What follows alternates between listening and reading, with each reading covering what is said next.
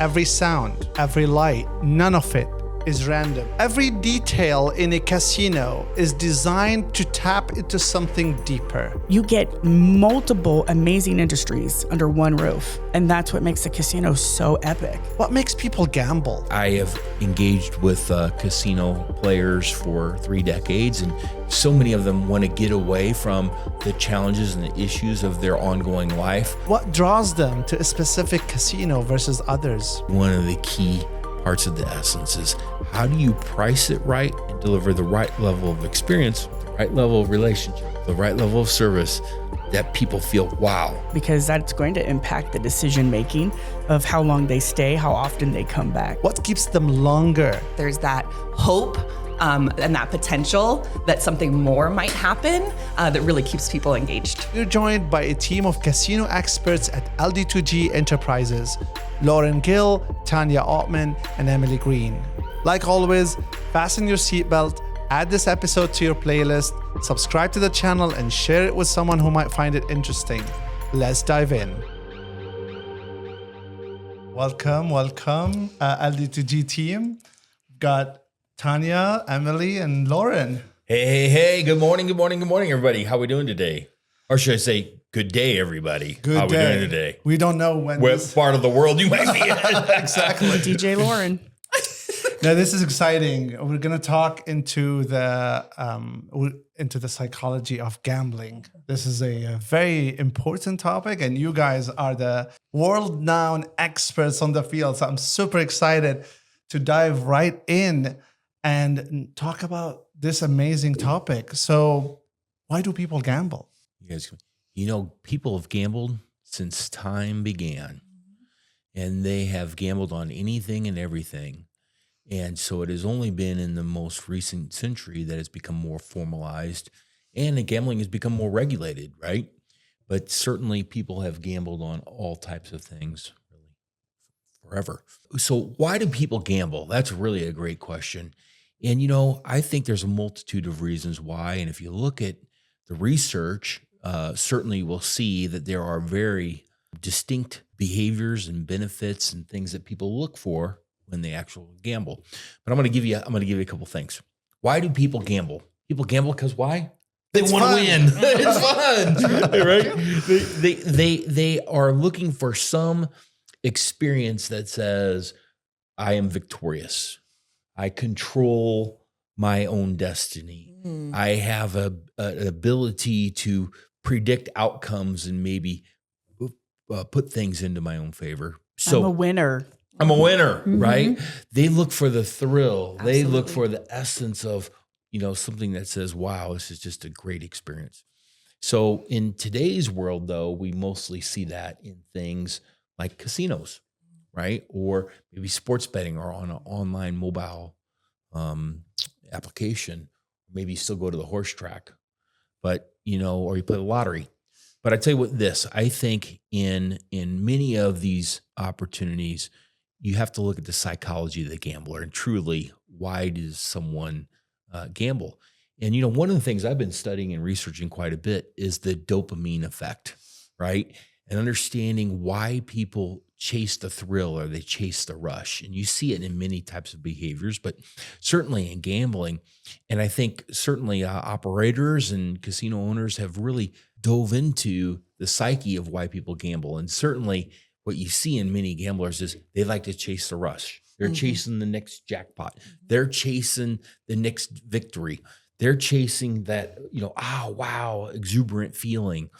And so over time, what we see is casino operators, we have figured out many tactics and many ways to really enhance that ongoing euphoria, right? How do we get people to stay engaged in their favorite game? How do we get them to come back and experience that more frequently? And then also, how do we really play into something that people say that was so much fun? And so I think our philosophy and our feedback is to really understand the psyche. And the psyche is the consumer wants to escape.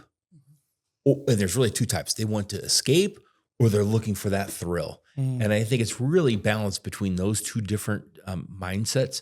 I have engaged with casino players for 3 decades, and so many of them want to get away from the challenges and the issues of their ongoing life. They look for a way to escape their daily life's challenges and drudgery, right? Get away from the husband, get away from the wife, get away from the kids, get away from my job, just pure escapism, right? And they find peace or they find solitude oftentimes in playing machines, as an example. And then I think the other side is if we're talking about a game like blackjack, there is no really more euphoric where you've been betting and win and lose and bet and win and lose. And then you start pushing up your bet and then you get a blackjack. And it's like, wow, yes, that's why we play the game, right? Or you get an amazing, when the dealer has a 6 showing and you get a great split hand, and so you split that hand, and then the next card is a double down, so maybe you split 2s and you get a 8 or a 9, you double down, you get a 10. So what you see is those opportunities in which you can be victorious, those opportunities where you can ride the thrill. We see those opportunities where people get excited about the game, and that truly is why they're going. They're going there not only to win, of course, but to engage in an experience that is either one, super thrilling to them, and super like amazing. They say, wow, that's that euphoric experience. Or secondarily, it is, yeah, I don't want to talk to anybody. I just simply want to escape. I want to be in my own world, and I want to do my own thing. I mean, we're all gambling in life anyway, whether it's casinos or not. Every decision we make is a gamble somehow.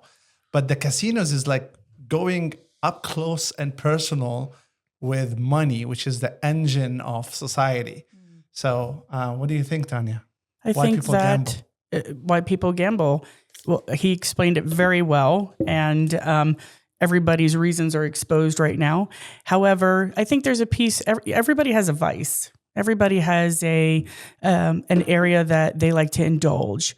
You know, you might see the wives of the husbands who's gambling, that they love their husband gambling because they like to go indulge in the spa and the retail and the restaurant and the sounds and a lot of great things that make them feel good, right? So the whole atmosphere will create that feeling of good. But I think that there are people that have those gaming tendencies, you know, embedded in them. And they get to go explore that. They get to go have the freedom in that. And that's their fun. That's their vice. Everybody has a vice. Yeah. Mine's not gambling, but I sure do love gamblers because that's my livelihood. I get to spend a lot of time in building great experiences for gamblers and watching them react. And it's totally rewarding. So maybe that's my gamble right there, is the reward I get from watching them be excited about something that we created. Yeah, people spend time on entertainment. What do you think, Emily? You hit the nail on the head with that. I was just about to say, gambling is a form of entertainment, and I think people get out of it exactly what they get out of any other entertainment experience.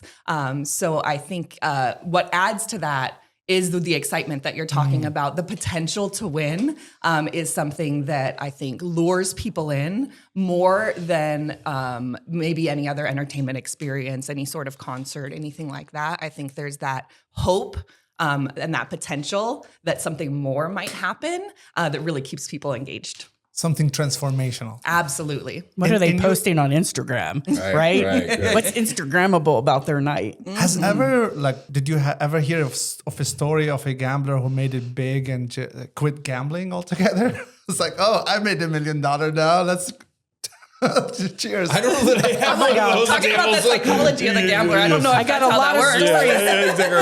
I got a lot of stories, but I don't think that's one of them. So I think it's totally fine. People spend extravagant amount of money on whatever. So if this is what people want, they want the thrill, they want the excitement, then be it. Now, there are a lot of different types of gambling. Why people choose casinos particularly? Over other ideas of entertainment. Over other even forms of gambling. There's online, there's horse races. There's so many different ways to put money on their sports games, sports betting. I think there's a balance. You know, we talked about escapism a little bit already, but I think that there are some who seek the social aspect of being in that environment and feeling the excitement, and then also seeing other people win. I think that there's a social aspect to being in that world and then feeding off of the thrill of other people being That's a rewarded. great call out. Why casinos and not the other, Loren? I think when you look at other forms of gaming, let's just use the lottery as an experience. Sure. Right? You buy a ticket for Mega Millions or Powerball, and no, they didn't pay me. And so, and you buy a ticket for a lottery game. It could be either a scratch off or a draw game, right? It is simply an investment in the hope that you may have a payoff larger than your investment, right? There's really isn't much emotional or experiential feedback there, right? It is simply a shot to win, period, stop, end of story. So why casinos? Well, I think because you may not be a big gambler, but you certainly love a fine experience, a spa treatment, a very nice luxurious hotel room, a great entertainment opportunity. And so many people, they diversify their time and their money into various forms of entertainment that could be found under one roof. I think the other thing is one thing I'm very proud about the industry itself is casinos are and take great pride in being safe and clean and experiential and providing really great customer service, and people take their jobs to take care of others in spirit of hospitality very seriously, right? So I think it's really important that no matter what you go to the casino for, the best operators excel at all of those things. And I think the other thing that's been really interesting, and I've seen it on cruise ships as well as some top casinos, you start seeing people who enjoy each other socially saying, hey, let's go to dinner tonight, and then we might gamble afterwards, right? And so it becomes a meeting place. It becomes a familiar place. It becomes something that you say, I can go with my friends, or I can go with my spouse, or I could go with our close immediate business colleagues to be able to engage in a dining experience or an entertainment experience, but also includes gambling. I think the core thing that sets it apart, though, is the energy and the excitement that the casino provides that really isn't found in any other forms of entertainment. And so you have that all under one roof, and then that one roof really just speaks to a variety of customers. And so those who do it really well provide exceptional environments, exceptional experiences, and really amazing service to make people feel very good, no matter what they want their experience to be, catering that experience to the customer's demands and their requests to make them feel really good about spending time and, yes, of course, spending money at that establishment. I'm going to say that whether it's entertainment or another casino, right? The difference between casinos to casino or casino to entertainment is a lot of what they just said is total experience. And what that means is, what does the emotional atmosphere or the ease of flow look like for the total experience? It means that the moment they got the email, they got the mailer, they drove the drive, they got dressed, right? They pulled into the parking lot. How excited are they? And they're superstitious. They want their same parking spot. They want their valet attendant who's always there for them and smiles and knows them by their name. It's when they get inside and they're like, what are we going to eat? Are we going to eat an amazing steak? Or are we going to have the best hamburger with some hot French fries? And I want my machine. Right? And that machine is important to them. That seat is important to them. The music, the sound, the touch. And then now they've got those employees or that MOD that comes by and knows them by their name, right? It's that total experience. I know we always shoot for amazing service levels, right? And there's a lot of teaching and training that goes into that. But on the flip side, there's a human piece. It's authentic where the employees want to be there for them and they want to know their names and they build these relationships, and that matters in that total experience. Where are they going to indulge? They're going to go to the spa. They're going to swim. They're going to watch an amazing concert. They're going to shop in retail. What handbag do I want tonight, right? What bottle of cologne am I looking for? When we in a property, an operator gets that right and realizes that it started at the email that they got, it started at the last visit because they took it home with them. And at home, they can't wait to feed that feeling that they have because they left last time feeling amazing and great and knowing that the total experience nailed it. Now, gambling, the gaming component is critical. The rest of it doesn't survive without that being a successful component. But when you get it right, where that feeling is fed, and you and realize that every supporting area that they walk through, touch, and feel creates the final touch, they left and they can't stop thinking about you. And that's for any business, really, but especially in this space, they left, they can't stop thinking about you, and they're already planning their visit back, right? And so that's really critical to a successful organization, and critical to make sure that the total experience is nailed, right? Every component is critical to it. When you look away, or you start to think we can let go of that because we got to save money, or we can shave that off because they don't really care about that, that's when you start chipping away at all the things that do matter. And total experience, you get multiple amazing industries under one roof. And that's what makes the casino so epic. Totally epic. And then I think on the other side, I tell you, we've sat in many clients and many conversations with other friends, and the whole thing is, let's just put the slot machines at the highest hold par sheet possible. And so customers, they say, hey, I have a budget of say $200. I go there and I spend my $200, and then now what's next? I don't have any more money left to gamble. And that's just a bad feeling, right? Again, that's really focused on this kind of task versus this relationship. And I think on the other side of that is, nobody wants to go in and spend a lot of money and have say you wanted a 2-hour experience, but your money's all gone in the first 20 minutes, right? That's no fun. Correct. So I think that, and again, we have reviewed many different operations. We've shared with many clients, what is the sweet spot of your overall pricing strategy? Right. Alignment for the property, total experience. In tables and slots and food and beverage and hotel.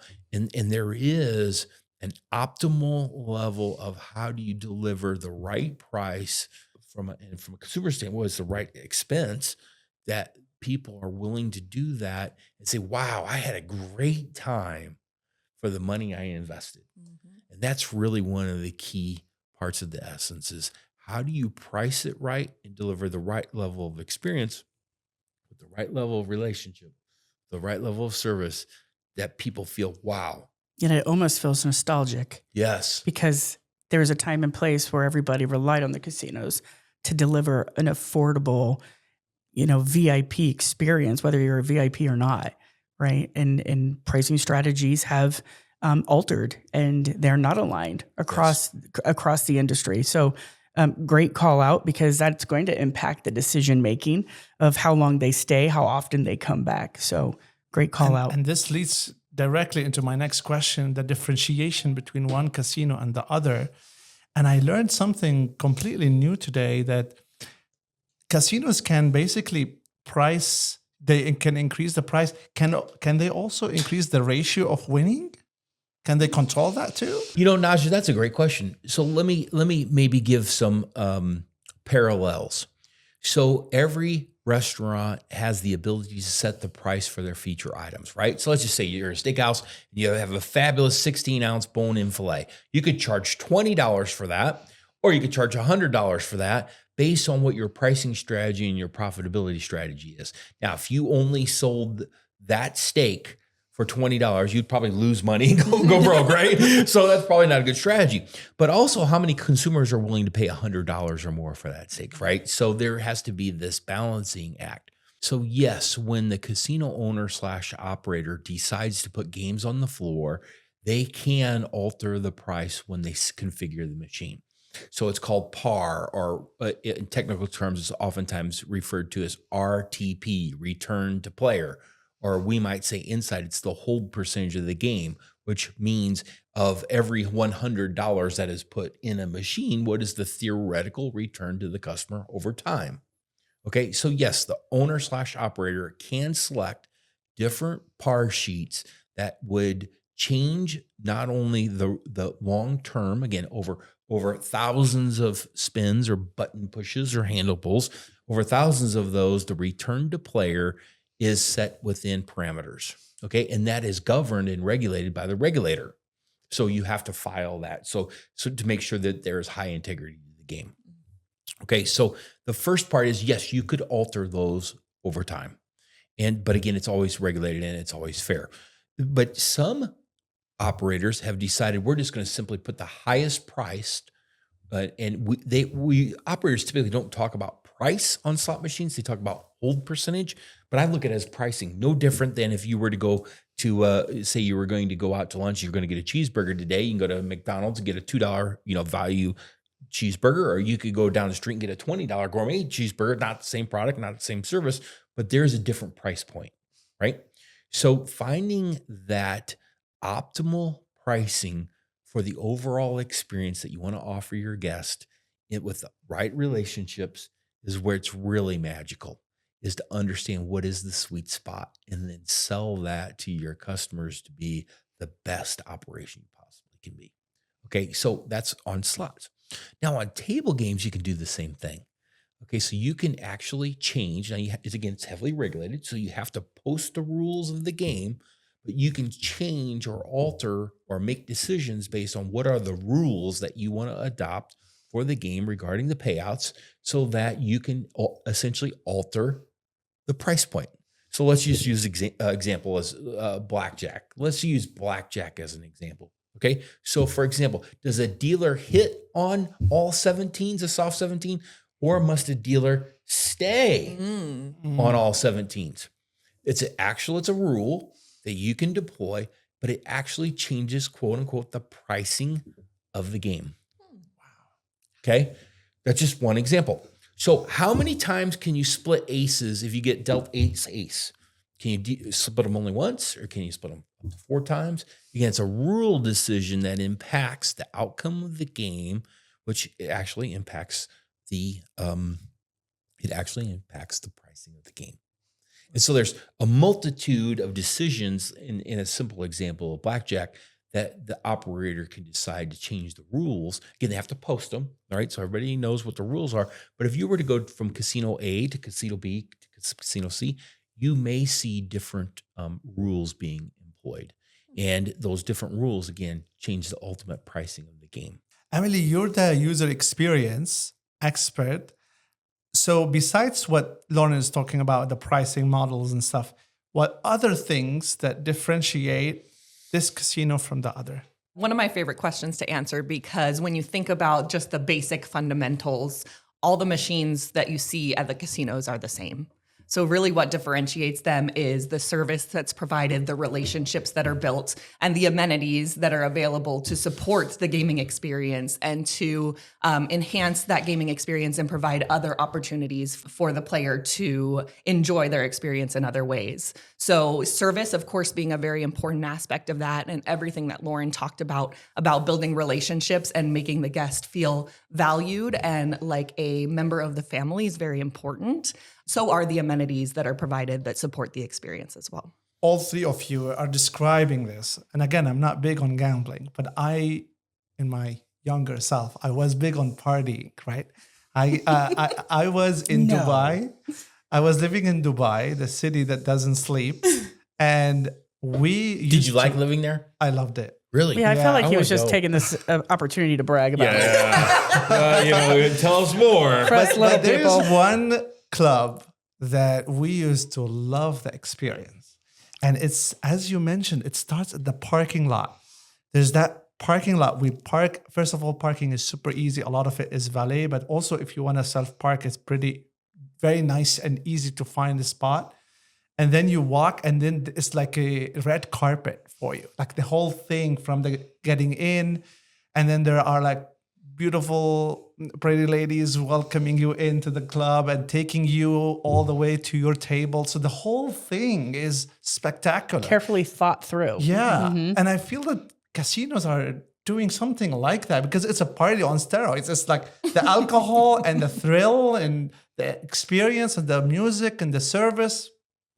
What can you elaborate on that, please? Oh, I feel like when the casinos get it right, they do cater to the customers, and they personalize it, and they get to know them better, and they get to find out what they love and how much they love it and how often they want to love it, right? And that everybody's got a different cup of tea, right? Some won't enjoy the alcohol. Some don't eat beef, right? But Some are gluten free. some are gluten free and they're vegans, right? And that's okay. We got it all, right? Because we're going to cater to, what's important to our guests. And however, there's ways to dig that out so that we can personalize it to the greater cause and to the individual. And what makes gambling addictive? Like, what is that thing? Because I heard a lot that people, when they start going to the casinos, they got hooked. It's like a drug or something. But why? Why it's a drug? Why people love to keep doing it? My very first gambling experience in a casino was 1995 in Reno, Nevada. And I took $100 and I played a 3-reel IGT stepper. I played a 3-reel stepper machine, name anonymous. I played a 3-reel stepper machine, and it's like $3 a spin, and I pull the handle, nothing. Pull the handle again, nothing. And then $100 later, I'm like, this is the stupidest thing ever. This is the stupidest thing ever. And that was my very first introduction into gambling. I go, why would anybody do this? Now, a couple of trips later, here's why people do it. Mm-hmm. You put in $100 and you get double diamond, and it pays $10,000 or it pays $1,000 or it pays whatever the amount is. So often we've seen a gambler's activity in one of the first experiences. They hit something, again, depending on their budget and how much they're wagering at any given time. Like, wow, that's really fun. It's that euphoria. Mm-hmm. It's that thrill. And so people say, wow, I got this. I am a winner. I somehow I am in control. And what we see and we've experienced is people then say, wow, that's pretty cool. Why do we call it a gambler's curse? Gambler's curse because you got lucky, okay? Yeah. You were fortunate. And to think that over a series of multiple gaming sessions that you will have a very high level of those exact same returns and payoffs is frankly just not how it works, right? Mm-hmm. And so the gambler's curse is, hey, I went on my first or second or third time, I hit a jackpot or I won, a lot of money or respectfully a larger return on my investment. And then people say, well, there's nothing to this. Mm-hmm. And they go back again and again and again, mm-hmm. expecting to continue to win. One more time. Yeah, One more time. One more time. And you're right. Let's get that seat. That seat was on fire. Yes. This seat's not. Yes. I think there's a misconception that happens. And I think that this is the curse that you're talking about is there's a misconception that because this happened this number of times in this order, that pattern's going to repeat. When the reality is every time you press the button on that machine, it's a random event independent of anything that happened before or will happen after. Right. But you've created this pattern in your mind that makes you think, I haven't hit in a long time, so it must be coming. Yeah, yes. Yeah, I heard of that too. It's not always coming. And that's when they don't want to go to the bathroom. They don't want to take a smoke and that break. Creates all kinds of other problems. They have you watch their chair, any random person that they can give $10 to watch their chair because they believe it's going to hit there. When someone goes into a casino and spends $500 and loses, how can they justify it in their head or how they can feel good about it? I think part of it is that curse or that fallacy, that belief that because it hasn't happened, it must be coming. So there's that chasing feeling. Mm-hmm. And when the reality is it's going to come when it's going to come, regardless of the more money that you feed into the machine. She's right. I've heard gamblers say, I'm coming back next Tuesday, Miss Tonya, because I'm going to get my money back. Mm-hmm. Right? Mm-hmm. They've convinced themselves that that's that pattern, that psychology, they're going to get their money back. Yeah. And I think it's interesting too, because we're talking about the psychology of the gambler and there is a superstition about the players' cards themselves. So we're talking about the benefits and how amazing it is for us to have this information about our guests. But there is a superstition and a perception that when they use their player's card, that there's some kind of manipulation that happens because we can see how much they're winning. Going back to the psychology of the gambler, this becomes a barrier for operators that are trying to efficiently use their players club to market to their guests because they're not getting accurate data about what the guest is really playing, how long the guest is really staying there, what the guest really likes to do. So this becomes a challenge. So this is a good opportunity for us to encourage all of our casino guests to make sure they're always using their players card because it does benefit them. Mm-hmm. And we don't manipulate in the way that they think. Right, but it's like we need a positioning campaign or an awareness campaign. Exactly. The player's card is not gonna make the casino do anything manipulative. But or the anything. superstition is very real. And it ties into the data that Loren was talking about. Exactly. So can casinos collect data without the player's card? Or it has It's to be? challenging. It's really challenging, yeah. But what's a good mindset? Like when you gamble, Loren, you go in and you set a budget for Yes. yourself? Okay. Yes. And your mindset there is like, I'm gonna invest $500, but I'm gonna get back $1,500, or you're like, I'm gonna just have fun with $500. Here's what we always encourage people to do is set a budget before you go so that you understand what your limits and parameters are, right? See, and for some people, it may be $100. For some people, it may be $500. Let's just say you're a multimillionaire, and it's $10,000, right? So it really is, what is your comfort level about what you are willing to spend during that entertainment experience, right? That is really key because And some people, it's time. yeah, Right. right. And another one is it is time. And it is, hey, I have other responsibilities. I have a 2-hour window today before I have to go back to my normal life. And so I need to make sure and set a stopwatch to be able to, or an alarm to be able to say I got to leave at a certain time. I think what happens is certainly some people set also a budget to win. So let's just say I have a $200, I want to double my money. And once I get to $400, I'm leaving. The challenge is many people would win $200 and then they say, oh, I want to keep playing because they're playing because I got another hour and a half to go. I'm up $200. And then they end up losing it all. Yeah, lose it back. So it's so funny. The near miss effect. Yeah, I once wrote a white paper on this a long time ago that my theory was in every gambling session, you're on a winning streak. But the problem is you don't know how long that winning streak is going to be. So let me give you an example. If you put in $100 on your very first spin, you won $20. You got a 20% return in a minute. Why wouldn't you just say, I'm going to leave and I'm going to go out the door and I'm going to take my $20? The answer is because that's not what you came for. You came for an experience. You wanted to spend some time. You wanted to engage with either your game or with your favorite employee, or you just wanted to socialize, whatever the case may be. But I once wrote a white paper, and it almost came true, I think, is that there was every gambling session has a winning streak. The problem is you don't know when it begins and when it ends. And so that's the challenge. So I think many people do have a gaming threshold. They say, here's how much I'm going to budget. I think many people also say, here's how much I aspire to win.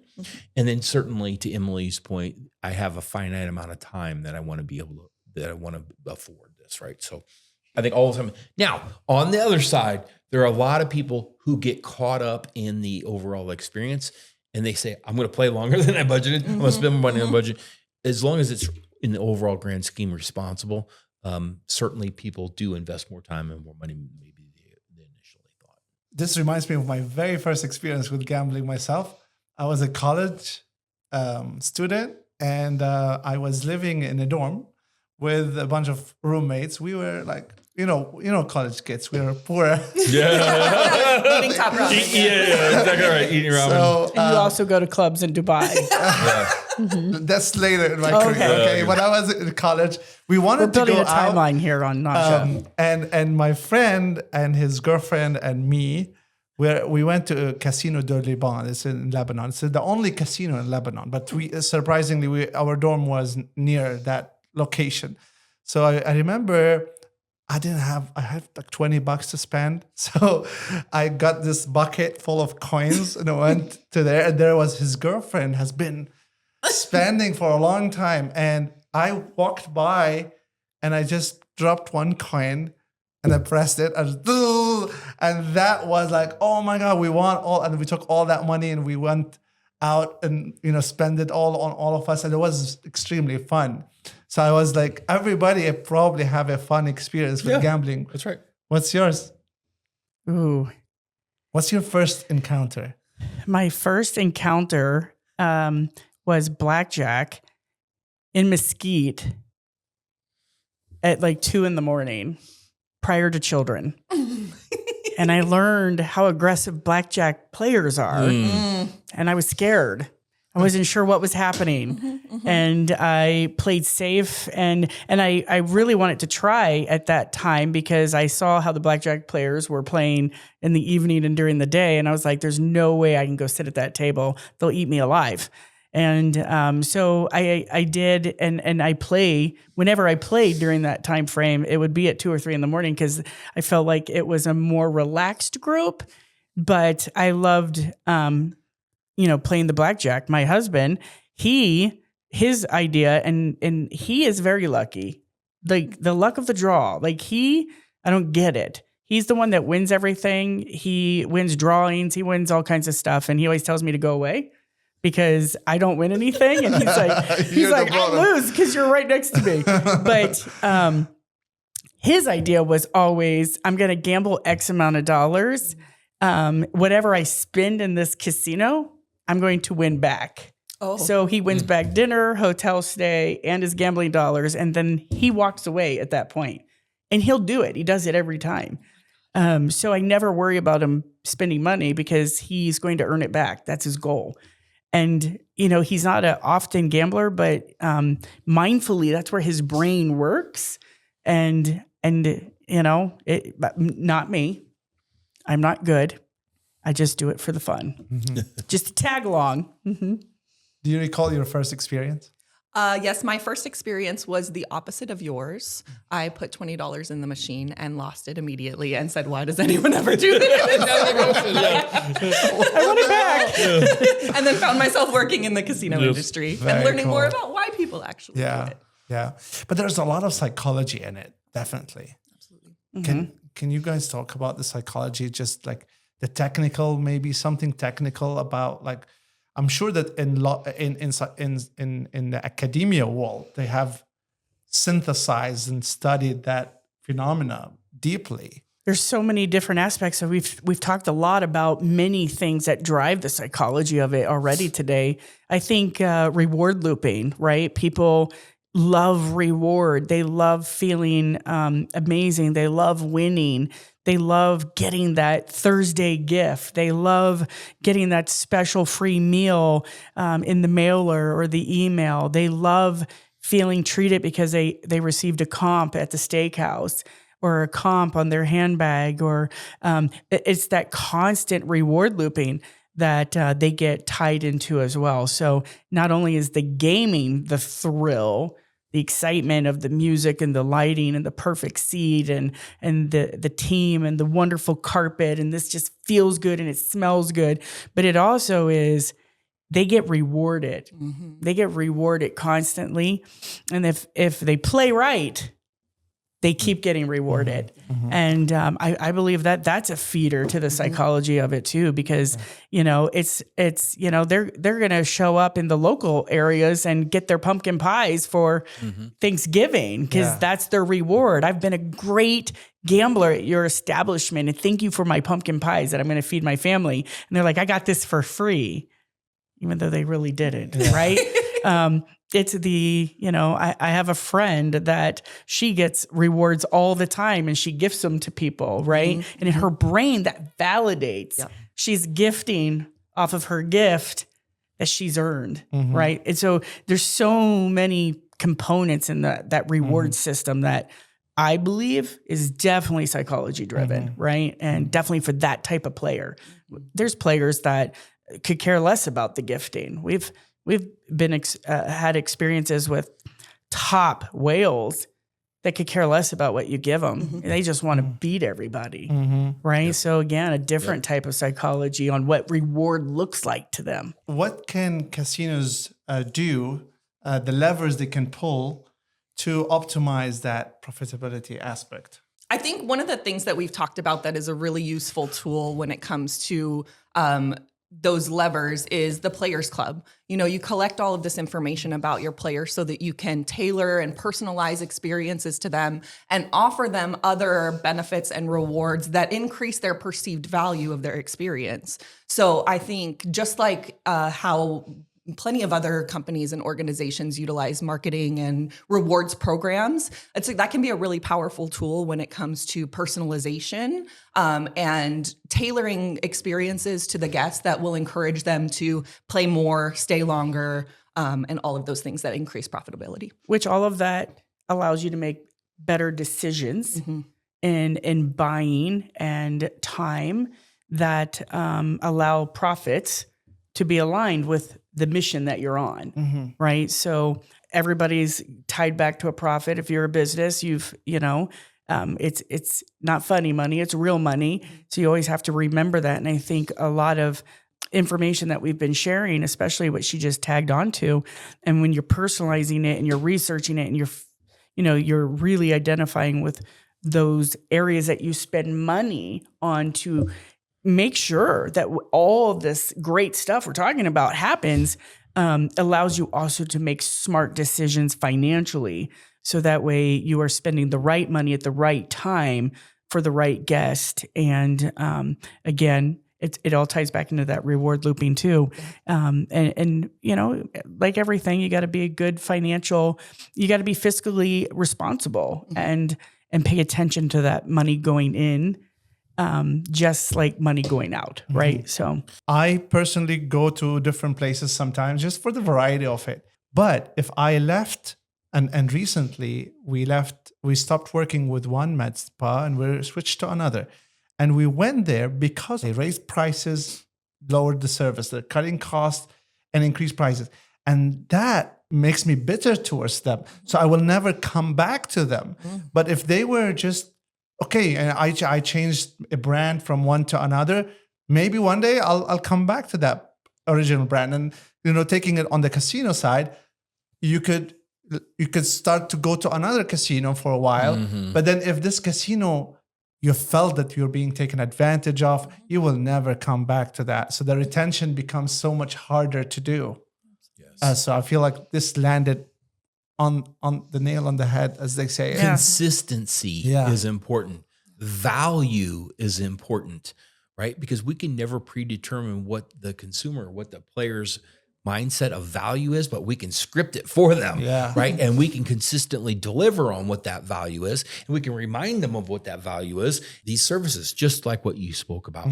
But when the business changes the deal terms without involving the consumer and saying, hey, we may have to charge more prices, or we may be declining some services. But the answer is very dangerous when you increase prices and decline decline services or reduce services. Kind of double-edged sword that oftentimes I think that people they frown upon. And here's the challenge: consumers in many of these cases, they won't tell you the reason why. They just simply won't come back. Yeah. And just like in your example, we chose to go to a new place. Why'd you go to a new place? Just wasn't the same old comfortable best fit for us. Meanwhile, over here, someone's doing it better, and you feel more valued. And look at slot machines. Slot machines are exciting. And the newer they get, the more innovative they get.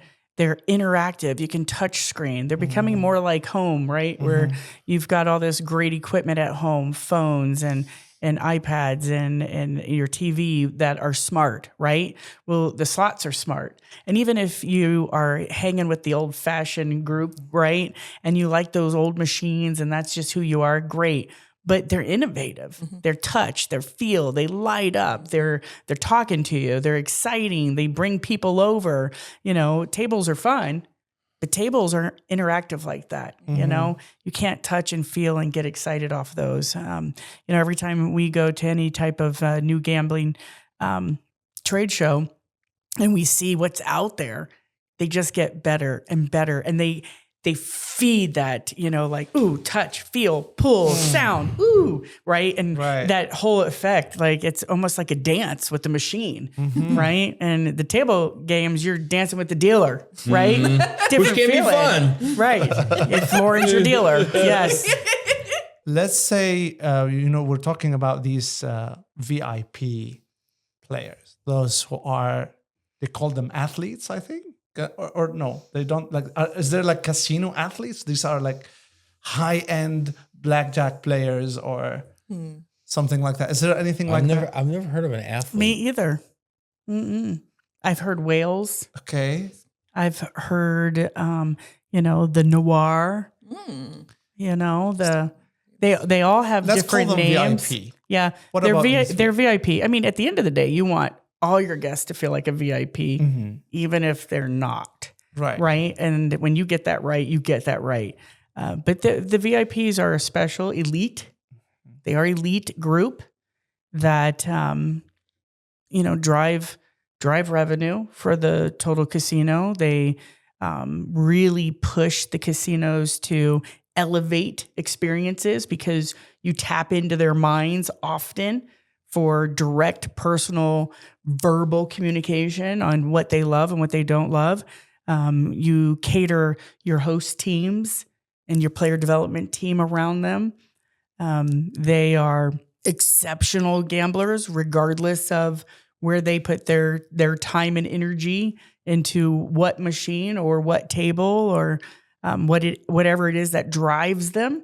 If I used to love the fact that in my past experience working under a casino umbrella directly, when the general manager has dinner with some of the top players, right, and spends time with them because they are valued.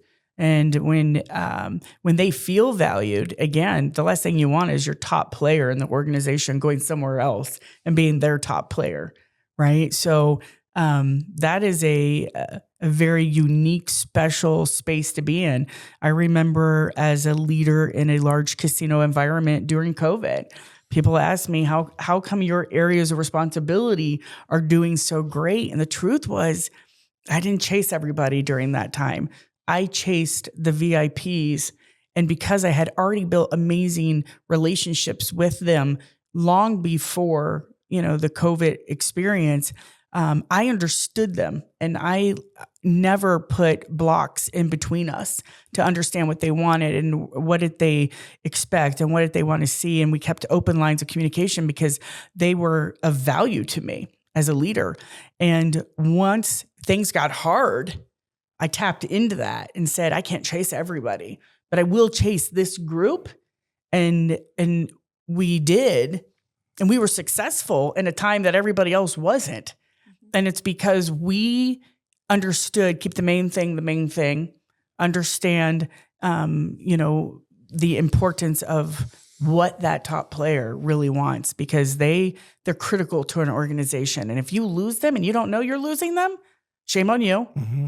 And always looking at your organization. If you got 600 VIPs, how do you get that to 1,200? Right? And that's strategy. That's smart strategy, smart people. And being able to test the times of toughness, right? Because you will face that.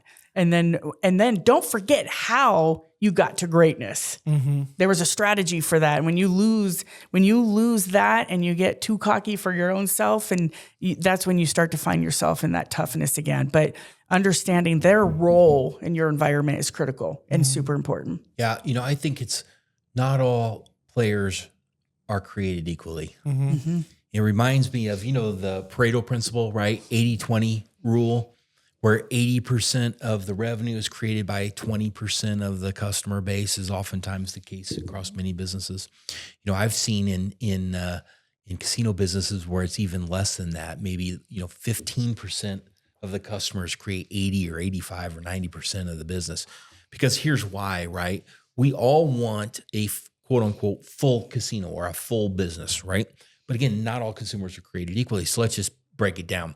If your average customer spend is $100 per person per visit, if you have one $1,000 customer, it takes 10 of the average to meet one, right? Because 100 times 10 is $1,000. Right.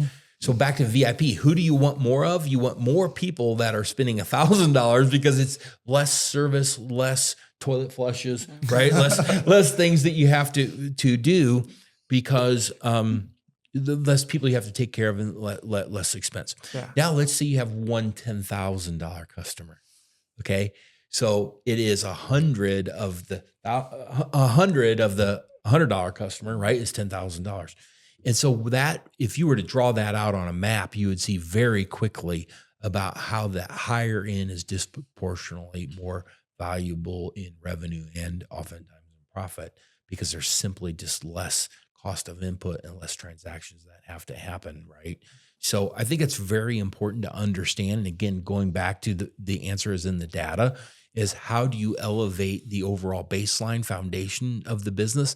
And at the same time, look for opportunities where you can build great relationships with targeted players to be able to make sure that you become the place of choice where they want to come spend their entertainment time and dollars. How do you detect a VIP? Is it still with the player club thing, or there's different ways? That's an excellent way. My teams, I've always shared with them, if you treat everybody like a VIP, you won't get it wrong, right? Because VIPs come in so many different shapes, sizes, colors, and places, right? And I've had some come in with shaggy hair, a t-shirt, and shorts and flip-flops, and they could buy our establishment, right? And they're the kindest people, and they don't expect a lot. They just want you to, love them and take care of them and make sure everything's seamless. And then I've had some that, come in with, a tie and jacket and they don't smile a lot, but they love that one person who knows how to service them, and you make sure that he or she is working, because that's the only one that can tap into them, right? So they are so different in general. And if you are, from a service perspective, no matter what department you are in, I don't care if you're in accounting, if you are great at engaging guests and you treat everybody like a VIP and you ask great questions to get great feedback from them about where they're at, what they're doing, what do you have planned for tonight? Who are you spending the special night with? Like when you ask good questions, you get good information back.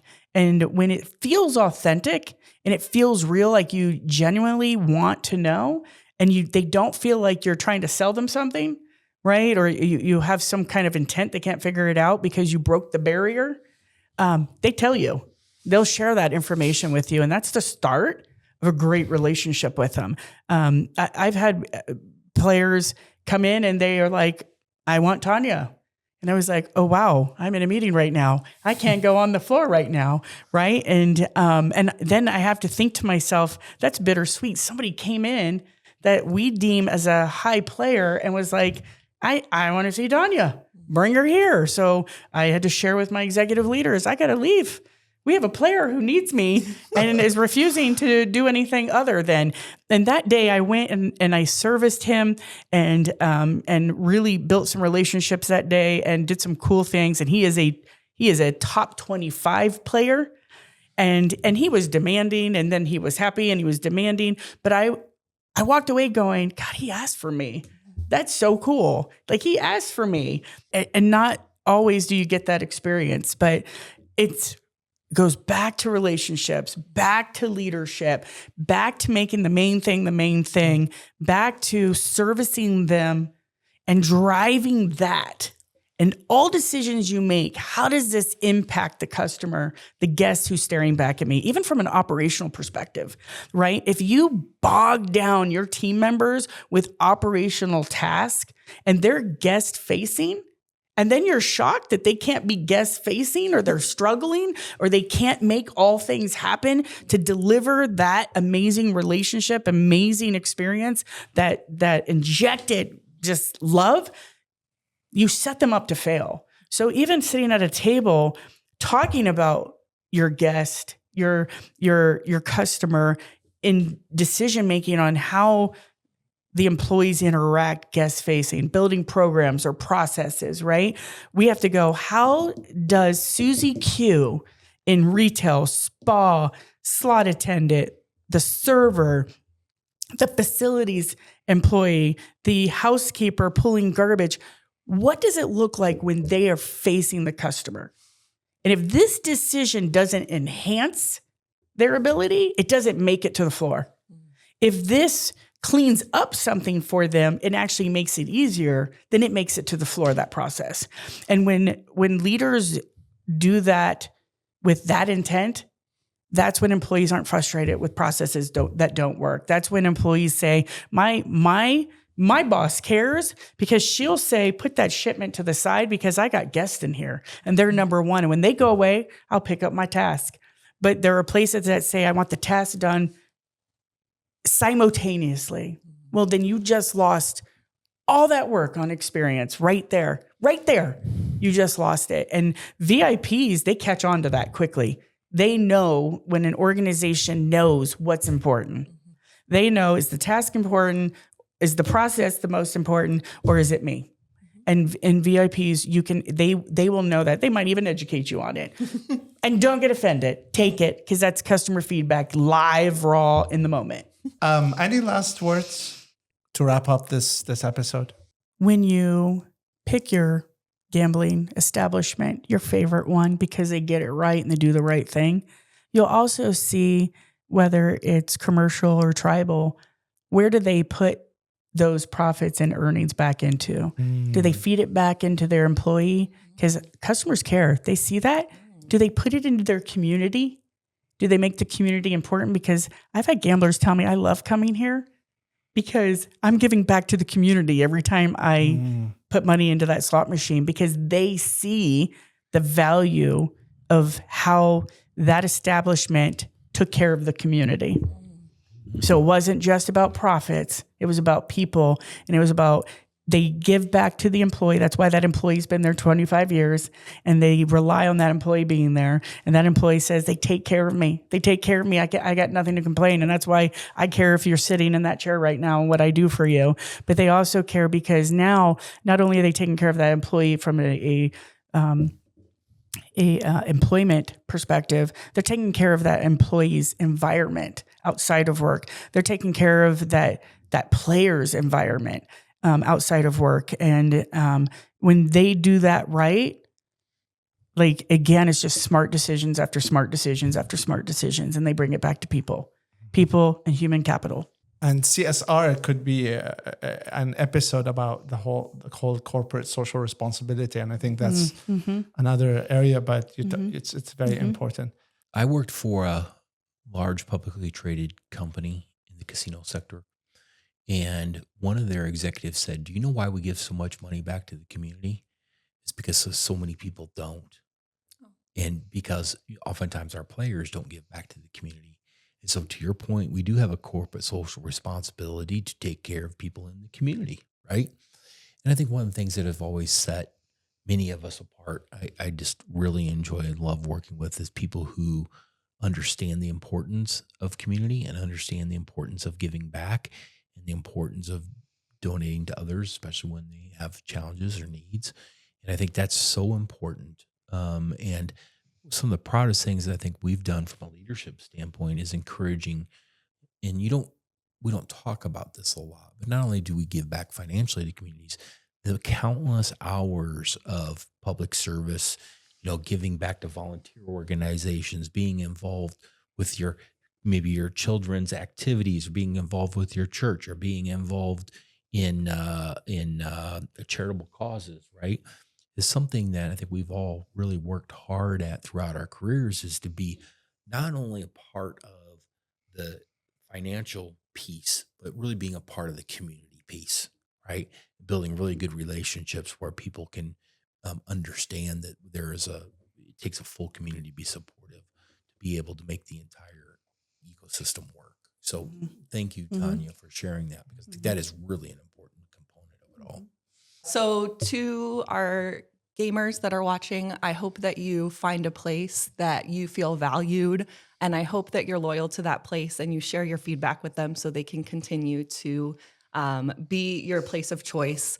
And to our operators that are watching, I hope you'll continue to listen to your guests and to use the things that you learned in our session today to make the best experience you can for your guests and the best business you can for yourself and your team members. It's been a very rewarding experience for me to work with all three of you. I've been learning constantly, nonstop. Gaming is stranger industry to me. I've never worked in the gaming world. I'm taking all of this in. I can see a lot of commonalities with other industries, but to go in depth with the gaming, it's been really a pleasure. And working with you also is really rewarding and different. And I enjoy every bit of it. I think when we're done with you, you'll be the general manager of one. Yeah. Pretty soon. I mean, you're going to know everything. Really? Right. Everything. Hopefully you're not going to be done with me. I'm not going anywhere. Okay. Got it. Got it. Thank Awesome. you. All right. Thank you, Thank you, guys. everybody.